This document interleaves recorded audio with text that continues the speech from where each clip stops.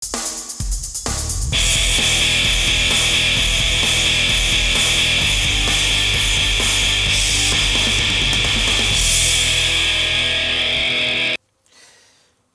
नमस्ते। प्राइम संवादमा यहाँलाई स्वागत छ। म कृष्ण मल्ल। कोरोना भाइरस संक्रमणको त्रास मुलुकमा झन्झन बढ्दै गएको छ र धेरैभन्दा धेरै संक्रमित हुन थालेपछि सरकारको भूमिकामाथि पनि थुप्रै प्रश्नहरू आउन थालेका छन् र स्वयं तपाईँ हामी पनि कतिको जिम्मेवार हुने भन्ने कुरा यो पनि पेचिलो रूपमा अगाडि बढेको छ। साथसाथै नेपालको राजनीतिक सन्दर्भहरू पनि आजको कार्यक्रममा हामी जोड्ने प्रयास गर्छौँ र यसको निम्ति हामीसँग जनता समाजवादी पार्टीका नेता डाक्टर शिवजी यादव हामीसँग हुनुहुन्छ। स्वागत छ यहाँलाई। धन्यवाद कृष्ण। अब पहिला त यो कोरोना भाइरसकै कुराकानी गरौँ। तपाईँ अब एकदम सेफ्टीका साथ आउनु भएको छ, मास्क लाउनु भएको छ, पन्जा लाउनु भएको छ, होइन? के निकै डर लागिरहेछ? अब हेर्नुहोस्, यस्ता कुरो अब यो प्राकृतिक यस्तो विपदा यस्तो जुन भएको छ, संसारमै यसको अहिले उपचार छैन भनेपछि यसबाट जोगिनु डर लाग्नु त स्वाभाविक हो। अहिले मानव समाजको जीवन नै खतरामा भएको बेलामा किनभने त्यसबाट उपाय वैज्ञानिक हिसाबले केही निकाल्न सक्या भए एउटा चाहिँ सेफ्टी महसुस गर्न हुन्थ्यो, तर त्यो छैन। त्यसले गर्दा जुन किसिमको एउटा त्रासदी छ, यो मानव सभ्यतामाथि नै खतरा छ, त्यसबाट त निश्चय पनि डर लाग्छ नि। अब यो लकडाउन घोषणा गरेको पनि 51 दिन पुग्यो। यो 51 दिनमा त झन् नियन्त्रण हुनुपर्ने थियो। अब कोरोना भाइरसको सङ्क्रमण जो हो त्यो घट्नुपर्ने थियो, तर हामी कहाँ त बढिरहेछ। पहिला एउटा दुईटा देखिँदा पनि पुरै हामी आत्तिने गर्थ्यौँ, तर अब त होइन 200 को आँकडा नागिसक्यो। यो 51 दिनको लकडाउनको अवधिमा पनि सङ्क्रमण यो हिसाबले बढ्नु भनेको कसको कमजोरी हो, के कारणले बढ्यो होला? अब यसमा साँच्ची भन्नुहुन्छ भनेदेखि लकडाउन जुन सुरुमै राज्यले यहाँ गर्यो त्यो चाहिँ स्वागत योग्य कुरो हो, राम्रो चाहिँ स्टेप लिएको हो। तर यो समयको अन्तरालमा जुन किसिमले यसले नियन्त्रण गर्दै आएको थियो र यस बिचमा मानिसहरूले अब यहाँ चाहिँ कुनै किसिमको देखिएन हामी एकदम सुरक्षित छौँ भन्ने खालले हेरे, त्यो त हामी आफ्नो एउटा टेरिटोरीले मात्रै बाँधिएको छैन। यो कोरोना त संसारभरि नै, यसलाई त कुनै बााउन्ड्रीले रोक्दैन। भनेपछि फेरि हाम्रो खुल्ला सिमाना खुल्ला भए पनि अब वायु त लाई त कसैले सीमाले पनि रोक्दैन। तर अहिलेसम्म बढी चाहिँ मानिसको सम्पर्कबाटै त्यो आउने भएकोले, सरसामानहरूको सम्पर्कबाट आउनु भएकोले जुन देशसँग सरसामानको आवत जावत छ, मानिसहरूको आवत जावत छ, त्यसबाट चाहिँ नि त्यो देशमा समेत यदि त्यो रोकिएन, त्यहाँ नियन्त्रण पुरा भएन भने त्यसबाट त सरिहाल्छ नि। हाम्रो अहिलेसम्म पनि तरकारी इन्डियाबाट आउँदैछन्, मानिसहरू इन्डियाबाट तपाईले भने पनि नभने पनि राज्यले जति जेसुकै भने पनि जुन खालको हाम्रो बोर्डर छ त्यो हिसाबले बोर्डर नियन्त्रण अहिलेसम्म हुन सकेकै छैन।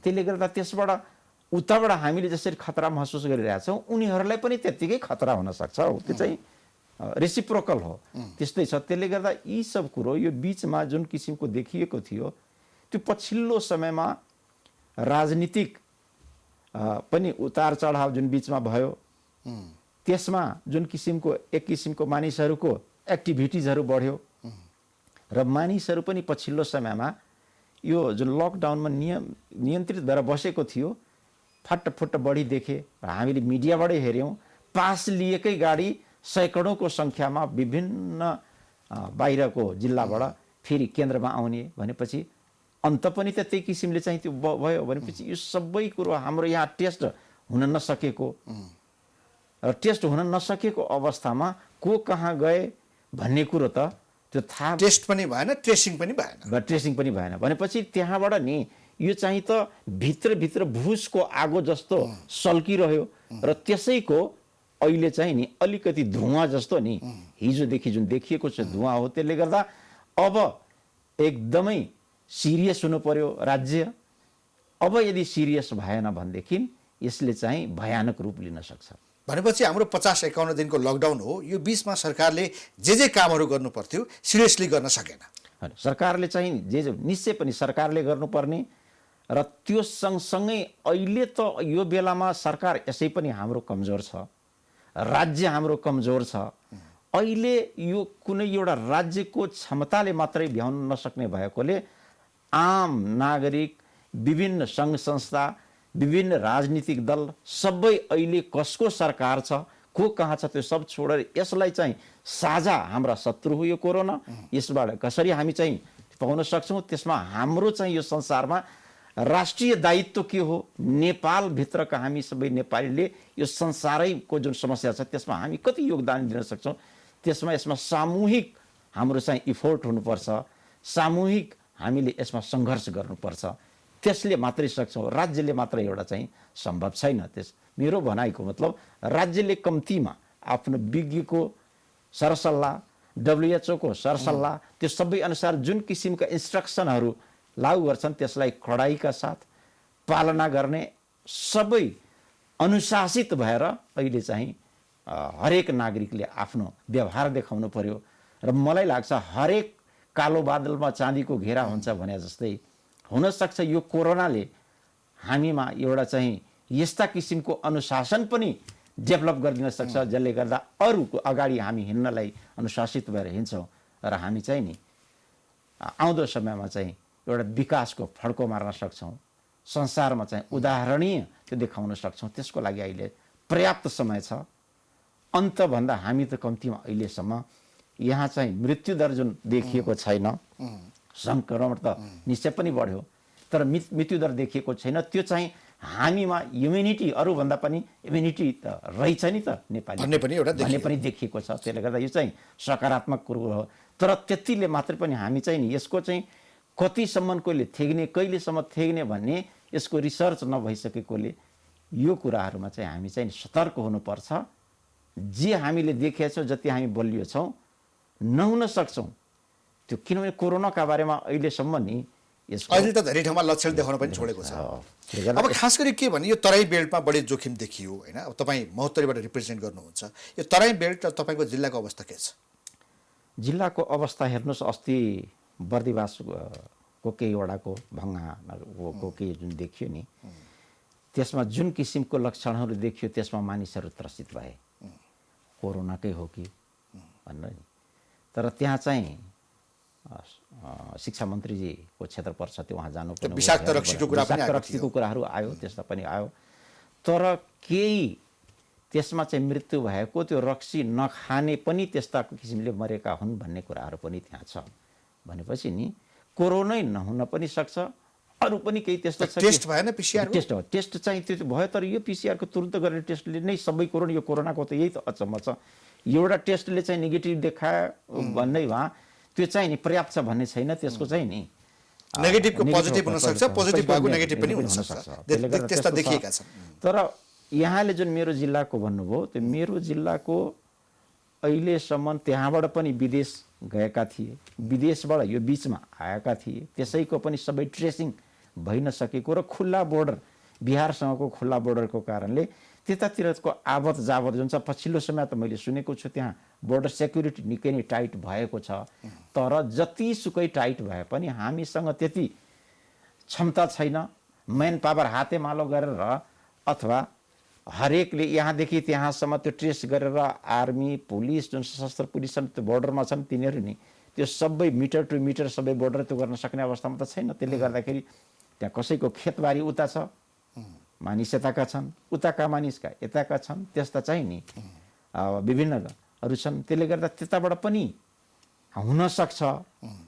अब यसमा चाहिँ नियन्त्रण एकदम जरुरी छ। राज्यले, गभर्मेन्टले ती ठाउँहरूमा, तपाईँको जिल्ला, तपाईँको एरियामा यो टेस्टको गतिविधिहरू कतिको बढाएको छ? अहिले मैले भने नि राज्यमा अब कम छ भनेदेखि त्यहाँ चाहिँ त कति नै एकदम न्यून छ, त्यहाँ भए पनि भरपर्दो छैन। त्यसले गर्दा त्यसमा चाहिँ नि त्यसलाई चाहिँ नि त्यसबाट सम्भावना छैन। यही हिसाबले हो भनेदेखि त वर्षौँ लाग्छ। त्यो अब के भयो भने यो समयमा, यो महामारीको समयमा सम्पूर्ण राज्यको ध्यान, सरकारको, राजनीतिक दलहरूको, हामी पत्रकार, स्वास्थ्यकर्मी सबैको ध्यान चाहिँ कोरोना नियन्त्रणमा हुनुपर्ने थियो। तर यो लकडाउनको बिचमा राजनीति तपाईँकै जिल्लाबाट घुस्यो, महोत्तरीबाट होइन। त्यहाँबाट जब तपाईँको पार्टीका नेता डाक्टर सुरेन्द्र यादवलाई काठमाडौँ ल्याइयो, त्यसपछि राजनीतिले अलि फरक मोड लियो, कोरोना ओझेलमा पर्यो, अपहरण त्यसमा घुस्यो, अपहरण भन्ने विषय होइन, तपाईँहरू मुद्दा मामिलामा जानु पर्यो, यो स्थिति आइरहेको छ। यो अचानक राजनीति हाबी हुने र कोरोना ओझेलमा पर्ने यो विषय आफैमा कतिको भरपर्दो मान्नुपर्ने स्वाभाविक हो होइन र यसले गर्दा ल्याएको जो एउटा नोक्सानी छ त्यो चिजलाई कतिको गम्भीरतापूर्वक हेर्नु भएको छ? कृष्णजी बडा गम्भीर कुरो यहाँले उठाउनु भयो। सर्वप्रथम त यो घटना जुन छ, जुन भयो, त्यो नितान्त दुःखद घटना हो। राज्य यहाँले जुन भन्नुभयो नि, त्यो बेलामा जुन किसिमको राजनीतिक उथलपुथलका कुराहरू आए नि, त्यो नेपालीकै लागि बडा दुःखद कुरा हो। यो चाहिँ आउनु हुँदैन थियो, राज्यबाट आउनु हुँदैन थियो। के कारणले आयो, कसरी आयो त्यो विधेयक, र त्यसलाई चाहिँ एउटा चाहिँ नि बहाना बनाएर विभिन्न किसिमका त्यहाँसम्म यहाँले जुन भन्नुभयो एउटा हाम्रो मान्यज्यूको अपहरणसम्मको कुरो जुन आयो नि, व्यक्तिगत रूपमा तपाईँ भन्नुहुन्छ भनेदेखि त्यो चाहिँ निहायत व्यक्तिगत कुरो हो। यसको छिनोफानो त लाग्ला नै, किनभने मुद्दा दर्ता भएको छ, दुवै पक्षको मुद्दा दर्ता भएको छ। व्यक्तिगत भन्नाले के अलिकति होइन, यसलाई म व्यक्तिगतै भन्छु। राजनीतिक त्यहाँ समस्या के भयो भनेदेखि त्यो जुन दिनदेखि अपहरणको कुराहरू आयो त्योभन्दा पहिलाको विधेयक आयो भन्ने कुरो नि, त्यो चाहिँ बहुत गम्भीर कुरो हो देशको लागि। त्यो आउनु हुँदैन थियो, हुन्थ्यो भन्ने कुरो हिसाबले छलफल त हुन्छ नै, यो लामो बहस हुन्छ यो देशमा। तर त्यतिखेर विभिन्न राजनीतिक यस्तै मिडियाबाट मैले सुनेको हो, राजनीतिक विश्लेषणकर्ताहरूको हिसाबले प्रधानमन्त्री उहाँ पनि एउटा चाहिँ दलको नेता भए पनि एउटा व्यक्ति हो, र कुनै पनि राजनीतिक दलका नेताले आफ्नो आत्मसुरक्षाको लागि आफू जोगिनलाई विभिन्न किसिमको त्यो हत्कण्डा अपनाउन सक्ने अधिकार हुन्छ। त्यसमा प्रधानमन्त्री अब उहाँकै कुर्सी धरापमा भएपछि उहाँ आफू जोगिनलाई, किनभने हामीले संविधान बनाउँदाखेरि संविधान हाम्रो यो देशमा राजनीतिक अस्थिरताले गर्दा विकास भएन, त्यसले गर्दा थुप्रै मुद्दाहरू जुन समेटिँदै ल्याएको थियो नि, त्यसमा कम्तीमा अब यो कुरो चाहिँ नि अब आउने सरकार, यो सङ्घीयता र गणतन्त्रमा आउने सरकार दिगो होस्, लामो समयसम्म चलोस्, कम्तीमा पुरा कार्यकाल चलोस् भन्ने हिसाबले त्यो दलको विभाजन जुन छ त्यसलाई हामीले टाइट गर्दै ल्याएका थियौँ। र त्यसमा चाहिँ दल र संसदीय दल र पार्टी दुवैमा 60-40% कन्ट्री ल्याएपछि मात्रै हुने भनेपछि त्यसको चाहिँ आशा के हो भनेदेखि दलहरू विभाजन नहुन्, यसरी हुन् भनेर हामी ल्याएका थियौँ। तर नेकपाको जुन भित्रको भुसको आगो जस्तो जुन सल्किरहेको थियो र पार्टीको एकता नै 60-40 भएको, नेकपा माओवादीपट्टिको कम, एमालेपट्टिको बढी, र त्यसरी हुँदाखेरि स्वाभाविक रूपले त्यो फुट्दाखेरि नि 60-40 त्यो फुट्न सक्ने सम्भावना त्यहाँ थियो होइन। तर पछिल्लो समयमा जुन किसिमको छासमिस त्यहाँ भयो, एमालेपट्टिको प्रचण्ड इन्टरमिक्स भएपछि र सबैको प्रहार प्रधानमन्त्रीजीमा परेपछि, प्रधानमन्त्री मलाई जहाँसम्म लाग्छ प्रधानमन्त्रीजी माथि प्रहार भएपछि उहाँले निर्वाचनमा जाँदाखेरि जनता सामुलेमा जुन अठोट गर्नुभएको थियो र वास्तवमा भन्नुहुन्छ भनेदेखि भोट त जनताले नि त्यतिखेरको केपी कामरेडको एउटा जुन भने यो कोरोनामा राजनीति घुसाउने काम चाहिँ प्रधानमन्त्रीले गरे हो, त्यसमा चाहिँ नि त्यो चाहिँ राजनीतिको घुसाउने काम चाहिँ नि त्यो दलको चाहिँ नि किचलोले भयो। एकबद्ध रूपमा हामी कोरोना विरुद्ध लडिरहेका थियौँ, तर कोरोना विरुद्ध लडिरहेको बेलामा ध्यान भङ्ग गराउने काम प्रधानमन्त्रीले गरे। प्रधानमन्त्री भन्दा पनि प्रधानमन्त्री उहाँ चाहिँ पात्र बन्नुभयो, तर यो चाहिँ नेकपा यसका दोषी हुन्। नेकपा भित्रको जुन किचलो छ नेकपा, त्यसमा चाहिँ सम्पूर्ण दोषी हुन्। अघि व्यक्तिगत इस्यु भन्नुभएको थियो, त्यो व्यक्तिगत इस्यु प्रधानमन्त्री ओलीकोकै डाक्टर सुरेन्द्र यादव होइन, त्यो चाहिँ व्यक्तिगत इस्यु मैले भन्दै थिएँ। त्यो व्यक्तिगत हो, राजनीतिक विश्लेषकले जुन भन्नुभयो उहाँको चाहिँ नि आफ्नो जोगिने, अब आफ्नो राजनीति त जोगाउनु पर्यो। उहाँलाई पार्टीले निकालेपछि केही गरेपछि त यहाँ चाहिँ नि 40% दलमा चाहिँ पुग्ला, 40% पार्टीमा पुगेन भनेदेखि त फेरि नेताहरू जसलाई जो निस्किन्छ त्यसको चाहिँ त त्यो बेहाल हुन्छ। भनेपछि नेताहरूको कौन्तिया व्यवस्थापनको लागि पनि प्रधानमन्त्रीजी ल ठिक छ, अब नमिल्ने भएपछि नमिल्ने, जे छ त्यो चाहिँ नि आफ्नो हिसाबले नि पार्टी नै विभाजन भएर जाने ल जाऊ भन्ने हिसाबले र आफू पनि नि सुरक्षित हिसाबले अवतरण गर्ने हिसाबले उहाँले विधेयक ल्याएपछि त्यो विशुद्ध त्यो नेकपाको व्यवस्थापनको लागि ल्याएको विधेयक हो। त्यसमा तपाईँहरूका नेताहरूलाई प्रयोग गर्न खोज्यो, त्यसमा चाहिँ प्रयोग गर्न, त्यसपछि त्यसको चाहिँ नि असर यतापट्टि के हुन्छ भने कतैतिर जाडोमा आगो बलेपछि त्यो रात देखेपछि त्यसमा चाहिने ताप्न जानेहरू नि हुन्छन् के भनेपछि डाक्टर यादव सहित केही नेताहरू नेकपाले जाडोमा बालेको आगो ताप्नको निम्ति गएकै हुन् यिनीहरू चाहिँ गएकै हुन्, जान खोजेकै हुन्, गएको होइन जान खोजेका हुन्। यस्तो हुन्छ कि तर यो चाहिँ नि मृग तृष्णा हो भन्ने कुरो नि उहाँले चाहिँ नि बुझ्नु भएन। भनेपछि आगो ताप्न गएका नेताहरू यिनीहरूको अपहरण भयो भनेर पार्टीले जुन हिसाबले मुद्दा लडिरहेको छ त्यो बेठिक भयो नि त। गल्ती त तपाईँकै पार्टीमा रहेछ, तपाईँकै पार्टीहरूको नेताको नियत ठिक रहेन छ। पार्टीको गलती होइन, व्यक्तिको चाहिँ गलती हो। यहाँ चाहिँ पार्टीले किनभने यी सब कुरोको मुद्दा लड्ने कुरामा मुद्दा त पार्टीले लडेको छैन नि।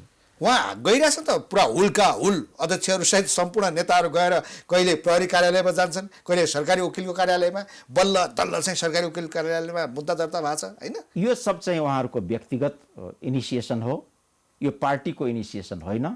यसलाई चाहिँ किनभने म पनि एउटा पार्टीको कार्यकर्ता हो, कुनै पार्टीको निर्णय होइन यो, पार्टीको निर्णयले पार्टी गएको होइन। यो चाहिँ यसो छ नि त, तपाईँहरूको त दुईटा पार्टी एक भयो होइन, राजपा र समाजवादी पार्टी गठन भएर जनता समाजवादी भयो।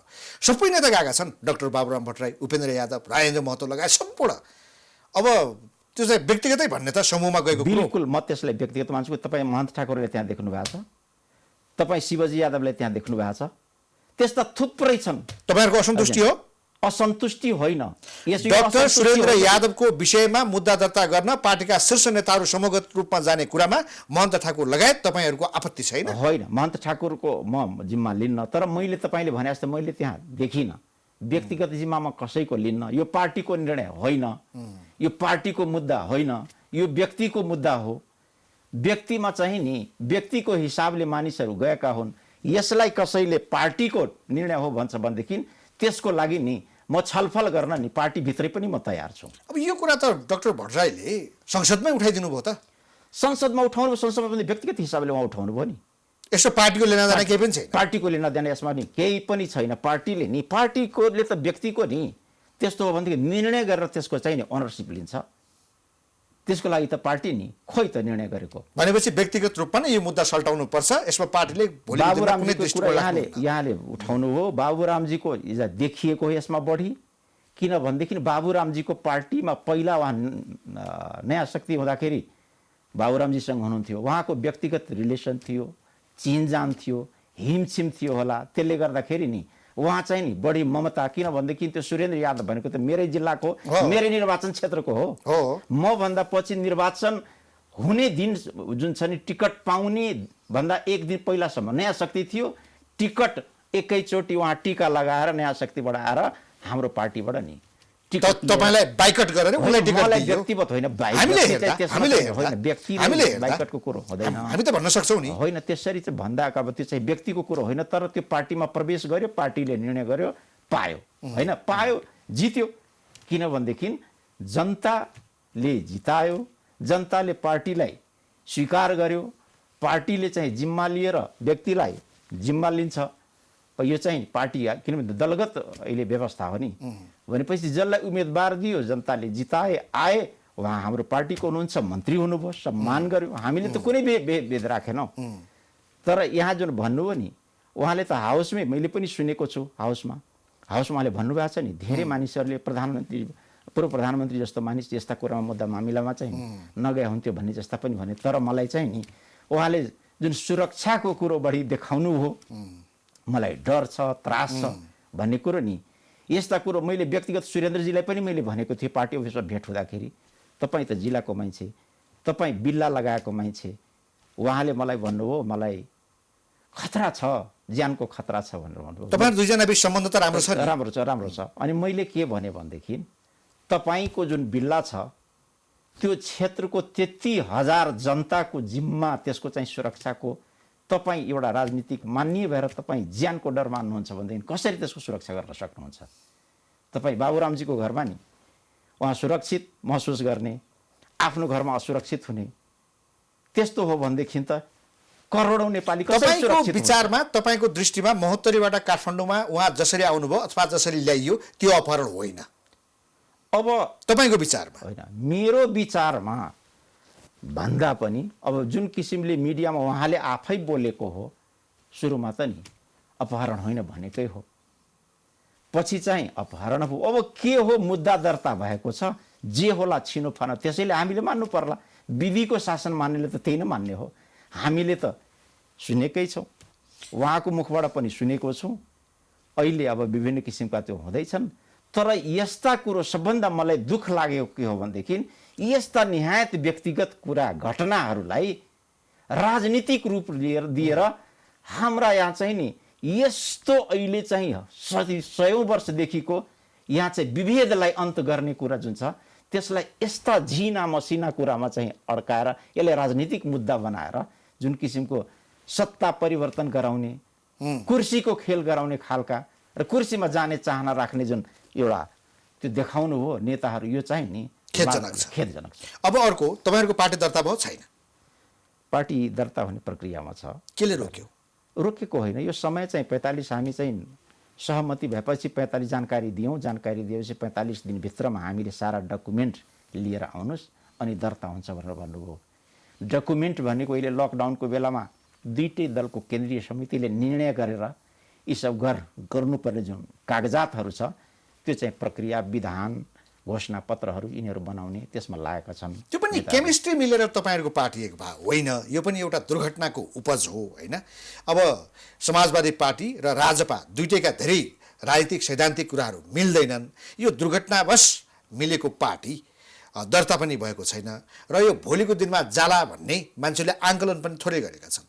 सैद्धान्तिक कुराहरू नै मिल्दैन भने कसरी पार्टी हुन्छ? कृष्णजी, अब यस्तो कुरोमा यहाँले जुन भन्नुभयो नि, लामो समयदेखि त्यसको भित्री उसमा छलफलमा म पनि छु। सैद्धान्तिक कुरा वास्तवमा राजपाको र हाम्रो बिचमा सैद्धान्तिक कुराहरू थिए छलफल। त्यसमा चाहिँ हामी धेरै लामो समयदेखि माझ्दा बाहिर चाहिँ त्यो कुरा आइरहेको थिएन। यी सब कुरो एउटा चाहिँ नि ठाउँमा पुगेर यहाँले जुन भन्नुहुन्छ अस्ति चाहिँ नि जुन भएको सबैले फेरि यही देखाउँछ यो पार्टी चाहिँ नि फुट्नबाट जोगाउनले यस्तो भएको हो, रातारात भएको, त्यो बिल्कुलै होइन। यो चाहिँ एउटा चाहिँ नि समय मिल्न गयो, सन्दर्भ मिल्न गयो र मैले भने नि जुन भुसको आगो भित्रभित्र त्यो सल्किरहेको थियो त्यहाँभित्रको आगोको त्यो जुन छ नि राजनीति त्यहाँभित्रको त्यसमा अब चाहिँ राइट टाइम हो, यो बेलामा हामी यहाँ मिल्न सक्यो भनेदेखि हामीले नि अब राजनीति फड्को मार्न सक्छौँ भने नेताहरूको उसमा पनि लाग्यो होला। त्यसले गर्दा हामी त महिनौँ पहिला यी सब भित्रका कुरा यहाँले भने मिलाएर राखेका थियौँ। मात्र नमिलेको भनेको नेतृत्वको सवाल थियो। नेतृत्वको सवालमा हेरार्कीमा को बस्ने भन्ने कुरोमा जिम्मा लागिएको थियो र उहाँहरूभित्र छलफल गर्दै हुनुहुन्थ्यो भनेपछि त्यही चुरो कुरो जुन एउटा बाँकी थियो त्यहाँ चाहिँ नि उहाँहरूभित्र छलफल गर्दैन। तर ठ्याक्क उहाँहरूले नि त्यो दिन एन मौकामा त्यो चाहिँ नेताहरूले बुद्धि पुर्याएकै हो, बेलामा चाहिँ हिट गर्नुभयो पार्टी। त्यसो हो भने अब नेताहरूको हायरार्की मात्रै बाँकी थियो भन्नुभयो होइन? त्यसो हो भने दुईवटा कुरा, शासकीय स्वरूपमा प्रत्यक्ष निर्वाचित राष्ट्रपति हुनुपर्छ भन्ने कुरामा राजपाबाट आएका नेताहरू सहमत भएका हुन्? बिल्कुल बिल्कुल सहमत भएका हुन्। प्रत्यक्ष निर्वाचित राष्ट्रपति, प्रत्यक्ष निर्वाचित राष्ट्रपतिमा राजपाका नेताहरू सहमत भएकै हुन् र तर उहाँहरूको रिजर्भेसन के हो भनेदेखि यो चाहिँ अहिले सहमत भएर जाउँ, अहिले तत्काल जुन छन् अहिलेको विधान त मानेर जाउँ र विधान जुन छ को लागि अधिवेशन गरौँ र त्यो अधिवेशनसम्म मानेर जाउँ। अधिवेशनमा चाहिँ विभिन्न एजेन्डा आउला, त्यतिखेर हामी यी सब कुरालाई नि कसरी गर्छ त्यतिखेरसम्म मानेर जाउँ र उहाँहरू मानेर आएको। अनि निर्वाचन प्रणाली पूर्ण समानुपातिक हुने तपाईँहरूको कुरोमा एकदम यो सब कुरो यसमा पूर्ण समानुपातिक निर्वाचन प्रणाली पनि राजपाको पृष्ठभूमि भएका सम्पूर्ण नेताहरू मान्न तयार भए? मान्यता अब त्यसमा पनि उहाँहरूले नि तपाईँहरूका यी विषय सल्टेका छैनन् यी विषय। तपाईँहरूको डकुमेन्ट्स त हेर्न पाउनु पर्यो नि हामीले। डकुमेन्ट तपाईँहरूले छिटै हेरिहाल्नुहुन्छ, तपाईँ हप्ता दिनभित्रमा डकुमेन्ट हेर्न पाउनुहुन्छ। अहिले त्यही कुरो तयार हुँदैछ। त्यसमा चाहिँ नि मुख्य विवाद भनेको यस्ता कुरोमा चाहिँ सहमति भइसकेको थियो। सहमति भएर मैले भने नि यी सब कुरोलाई विधान अधिवेशनसम्म जाउँ, विधानमा चाहिँ बृहत छलफल हुन्छ, बृहत सहभागिता हुन्छ कार्यकर्ताको, त्यहाँबाट माजिन्छ। त्यसले गर्दा अहिले कम्तीमा सङ्घीयता र गणतन्त्रमा जति उपलब्धि छ यसलाई जोगाउनुलाई हामी एक नभई भएको छैन र यी सिद्धान्तिक कुरा त आखिर जनताले एक्सेप्ट गर्ने हो। त्यो जनताबाट त्यसको चाहिँ अलिकति नेताभन्दा तल गइसकेपछि विधानमा चाहिँ जिल्ला स्तरका प्रदेश स्तरका नेताहरूको सहभागिताले वृहत सहभागिताले जुन कुरो निर्क्योल गर्छ त्यसलाई हामी मान्ने भनेर सहमत भएर। अनि यो एउटा साह्रै विवादास्पद शब्द छ कि यो बहुराष्ट्रिय भन्ने, होइन? हुन त यसको आफ्नो आफ्नो परिभाषा छ, परिभाषित तपाईँहरूले गर्नुभएको पनि होला, तर यसले विवाद ल्यायो, धेरै मानिसहरूले बुझेनन्। यस्तो किसिमको शङ्कास्पद शब्दहरूको किन प्रयोग गरेको? होइन, यो शङ्कास्पद कुरै होइन, यो शङ्कास्पद कुरै होइन। यो राष्ट्रको परिभाषा युएनको त्यसअनुसार जुन किसिमले त्यो दिएको हो त्यो बहुराष्ट्रिय हो नेपाल, त्यसलाई दिएको हो। एकदम छोटकरीमा टुङ्ग्याइदिउँ, यो चाहिँ राजनीतिक हामी राखेको हो, तर यहाँ चाहिँ जुन किसिमले मुद्दा दर्ता गर्ने गरियो त्यो सब गरियो। निर्वाचन आयोग प्रष्ट छ, संविधानभन्दा बाहिर उल्लो जान सक्दैन। संविधानले जे निर्देशित गरेको छ त्यस अनुसारले दर्ता हुने बेलामा सबै एक एक डकुमेन्ट केलाउँछन्, केलाएर जे शब्द राख्न सक्ने संविधानले एक्सेप्ट गर्दैन त्यो कुरोलाई उहाँहरूले लिखित रूपमा दिनुहुन्छ, यो शब्द तपाईँको एक्सेप्टेबल छैन, यो हटाएर ल्याउनुहोस्, त्यसपछि हामी दर्ता गर्छौँ भनेपछि त्यो सब कुरो संविधानभन्दा बाहिर त कोही पनि छैन भनेपछि त्यतिखेर त्यो सब कुरो निर्वाचन आयोगले यो शब्द हटाउनुहोस् भन्यो भने तपाईँहरू तयार हुनुहुन्छ? तयार त अब त संविधानभन्दा बाहिर त कोही पनि हुँदैन भनेपछि त्यो दर्ताको लागि त। तर राजनीतिक मुद्दा हाम्रो यो चाहिँ यो कुरो राष्ट्रिय बहुराष्ट्रिय देश हो। अब यसको चाहिँ अर्थ कसले कुन किसिमले लाउँछ, यो राष्ट्र नै फुट्न लाग्यो यो राख्यो भनेदेखि यसबाट राष्ट्र टुक्राउने योजना अन्तर्गतको शब्द होइन, होइन, बिल्कुलै होइन। अब अर्को के भने यो निकै नै अहिले चर्को बहस छ लिपुलेखको। अहिले विभिन्न सामाजिक सञ्जालहरू यसो हेर्दाखेरि के देखिन्छ कि तपाईँको पार्टीका शीर्ष नेताहरूको तस्बिर राखेर डाक्टर बाबुराम भट्टराई, महेन्द्र ठाकुर, राजेन्द्र महतो, होइन, यी नेताहरूका फोटो राखेर यिनीहरू चाहिँ किन बोलिरहेका छैनन् लिपुलेखका बारेमा भनेर प्रश्न गर्छन्। तपाईँले पनि देख्नुभयो होला, तपाईँ पनि एक्टिभ हुनुहुन्छ सोसियल मिडियामा। साँच्चै नै भारतको तर्फबाट नेपाली भूमि अतिक्रमण हुँदाखेरि सामाजिक सञ्जालमा जुन हिसाबमा कुराहरू आउँछन्, जसरी तपाईँको पार्टीका नेताहरूमाथि, तपाईँको पार्टीमाथि लान्छना लगाइन्छ कि साँच्चै नै भारतको तर्फबाट भएको अन्यायका सन्दर्भमा बोल्नै नसक्ने स्थिति हो? हेर्नुहोस्, बडा गम्भीर कुरो यहाँले उठाउनु भयो। हाम्रा नेतामाथि प्रश्न उठाउनु भनेको हाम्रा नेताले नेतृत्व गरेको जुन पङ्क्ति छ, कार्यकर्ता जनता जुन आशावादी छन् त्यसमाथि त्यो हो। सीमाको कुरोमा एउटा कुरोमा प्रष्ट गरौँ, चाहे त्यो मधेसको नेपाली होस्, चाहे हिमालको नेपाली होस्, पहाडको होस्, कसैले एक इन्ची पनि सम्झौता गर्दैन। कुनै नेताले यदि त्यसमा सहमति गर्छ भनेदेखि त्यसलाई जनताले तिरस्कार गर्छन्। यसमा चाहिँ कुरो प्रश्न हुनुहोस्। तर यहाँ बोलेन भने जुन कुरो भन्नुहुन्छ नि त्यसमा अलिकति करेक्सन के गरौँ भनेदेखि 11 आज 13 मे हो, 11 मेमा हाम्रो पार्टी भन्नाले अहिले त हामी दुईटैको संयुक्त त्यो त भइसकेको छैन। दर्ता भएपछि त्यो दल चाहिँ नि आधिकारिक रूपमा संयुक्त हुन्छ। त्यतिखेरसम्म दुईटै आफ्नो आफ्नो हिसाबले वक्तव्य निकाल्न स्वतन्त्र छन्। त्यसले गर्दा यी कुरा भनेको भारतसँगको सिमानाको कुरो भने राष्ट्रको कुरो हो र यसलाई दल विभाजित भएर होइन कि राष्ट्रको हिसाबले जानुपर्छ भनेर हामीले आफ्नो दलबाट राजनीतिक पार्टीको आफ्नो विचार हुन्छ। कांग्रेसले निकाल्यो, नेकपाले निकाल्यो, अन्य दलहरूले पनि आफ्नो विचार त दिन पायो नि। हामीले विचार दिएका छौँ, राष्ट्रलाई हामीले सम्बोधन गरेका छौँ। सुगौली सन्धि 1815-16 को सुगौली सन्धिको 5 आर्टिकल 5 मा क्लियर हाम्रो बाउन्ड्रीको कुरो छ।